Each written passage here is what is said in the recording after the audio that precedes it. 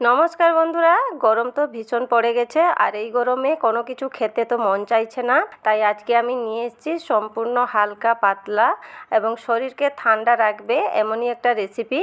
লাউ আর ছোলার ডাল দিয়ে সম্পূর্ণ নিরামিষ রেসিপি নিয়ে এসেছি। আর এই রেসিপিটি খেতে ভীষণ সুন্দর হয়। আশা করি আজকের এই রেসিপি আপনাদের ভালো লাগবে। তবে চলুন দেখে নিই। আজকের এই রেসিপির জন্য এখানে 500 থেকে 600 মতন একটা লাউ নিয়েছি। আর লাউটাকে আমি দেখুন আগে থেকে ধুয়ে ছাড়িয়ে নিয়েছি। বন্ধুরা, গরম তো প্রচুর পরিমাণ বেড়ে গেছে, আর এই গরমে কিন্তু সব সময় হালকা পাতলা খেতে মন চাইছে। তখনই কিন্তু এইভাবে লাউ দিয়ে আর ছোলার ডাল দিয়ে এই রকম একটা নিরামিষ ঘন্ট কিন্তু বানিয়ে নিতে পারেন। আর লাউ যেহেতু গরমে খেলে কিন্তু শরীরটাকে ঠান্ডা রাখে আর ভীষণ উপকার করে। অবশ্যই লাউ আর ছোলার ডাল দিয়ে এইভাবে এই নিরামিষ রেসিপিটি কিন্তু একবার বাড়িতে ট্রাই করে দেখবেন। আশা করি আপনাদের রেসিপিটি কিন্তু খুব ভালো লাগবে।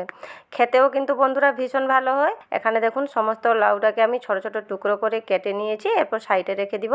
আর এদিকে আমি নিয়েছি 100 থেকে 150 গ্রামের মতন ছোলার ডাল, আর তা আমি 1 ঘন্টার আগে ভিজিয়ে রেখে দিয়েছিলাম। এখানে ছোলার ডালটাকে আমি একটু ধুয়ে নিব।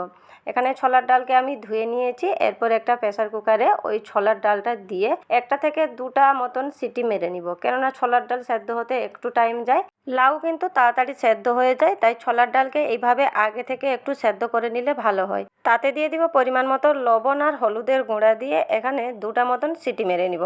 আর এদিকে নিয়েছি একটা কড়াইতে 2 চামচের মতন তেল, তাতে ফোড়নে দিয়ে দিলাম 1 চামচ জিরে, একটা তেজপাতা, একটা শুকনো লঙ্কা। এরপর ফোড়নটাকে একটু ভেজে নিব। হালকা একটু ভাজা হয়ে সুন্দর একটা গন্ধ বেরিয়ে এলে তাতে দিয়ে দিব আদা আর কাঁচা লঙ্কাকে থেতো করে দিয়ে দিলাম। আপনারা চাইলে বেটেও দিতে পারেন। দেওয়ার পর এখানে বড় সাইজের একটা টমেটো কুচি দিয়ে দিলাম। এরপর সব কিছু ভালোভাবে মিশিয়ে মশলাটাকে এখানে কিছুক্ষণ কষিয়ে নিতে হবে।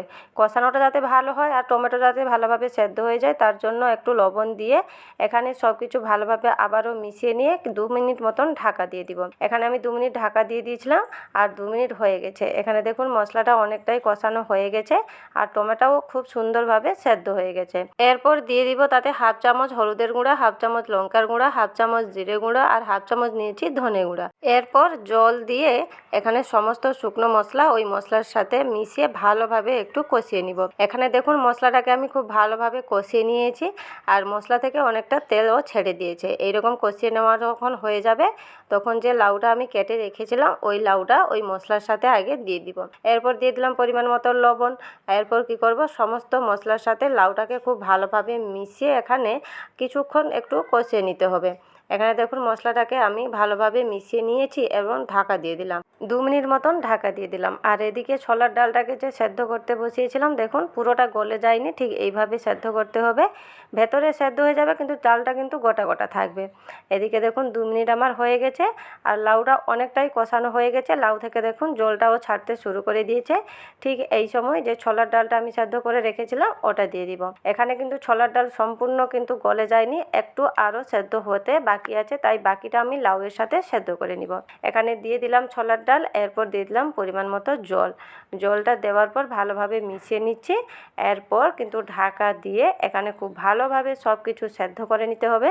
এখানে মিনিমাম 5 থেকে 7 মিনিট মতন আমি ঢাকা দিয়ে দিয়েছিলাম। আর এখানে দেখুন সমস্ত কিন্তু ভালোভাবে সেদ্ধ হয়ে গেছে। এখানে লাউটাও খুব সুন্দরভাবে সেদ্ধ হয়ে গেছে, আর ডালটা দেখুন গোটা গোটা আছে কিন্তু ভেতরে খুব সুন্দরভাবে সেদ্ধ হয়ে গেছে। ঠিক এইভাবে করে নিতে হবে। আর ডালটাকে কিন্তু পুরো গলানো যাবে না, ঠিক এইভাবে গোটা গোটা থাকলে এতে খেতে কিন্তু ভালো লাগবে।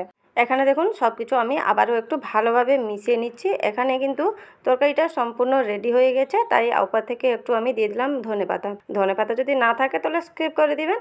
এখানে ধনেপাতা দিয়ে আমি ভালোভাবে মিশিয়ে নিচ্ছি। মেশানো হয়ে গেছে। আর এখানে দিয়ে দিচ্ছি, যেহেতু নিরামিষ তার জন্য আমি 1 চামচ চিনি দিয়ে দিলাম, যাতে টেস্টটা একটু ব্যালেন্সে থাকে, না হলে আপনারা স্কিপও করে দিতে পারেন। আর দিয়ে দিচ্ছি এখানে 1 চামচ ঘি। ঘিটা দিলে এর ফ্লেভারটা খুব ভালো আসবে। নিরামিষ তরকারিতে এইভাবে একটু ঘি দিলে কিন্তু ভালো হয়।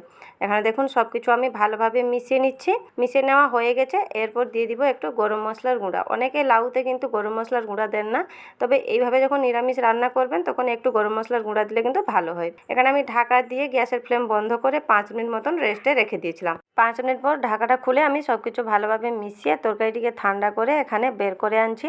বন্ধুরা, এই গরমে কিন্তু এইভাবে হালকা পাতলা সম্পূর্ণ নিরামিষ লাউয়ের এই রেসিপিটি কিন্তু বানিয়ে নিতে পারেন। এটি গরম গরম ভাতে কিংবা রুটি পরোটার সাথে খেতে কিন্তু ভীষণ টেস্টি হয়। আশা করি বন্ধুরা আজকের আমার এই ডাল আর লাউয়ের এই নিরামিষ ঘন্ট রেসিপিটি আপনাদের ভালো লেগেছে। যদি ভালো লেগে থাকে তাহলে ইউটিউব চ্যানেলটিকে সাবস্ক্রাইব করে পাশে থাকবেন, আর ফেসবুক থেকে দেখলে পেজটিকে ফলো করে দিবেন। আজকের মতন এই পর্যন্তই, আবার দেখা হবে নতুন কোনো রেসিপিতে। ভালো থাকবেন, সুস্থ থাকবেন।